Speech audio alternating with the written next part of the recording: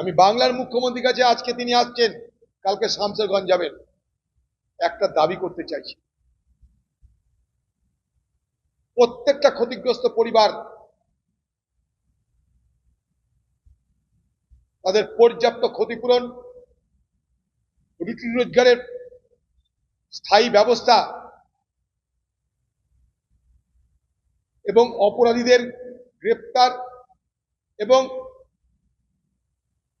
তাদের দৃষ্টান্তমূলক শাস্তি দেওয়ার প্রতিশ্রুতি দেবেন।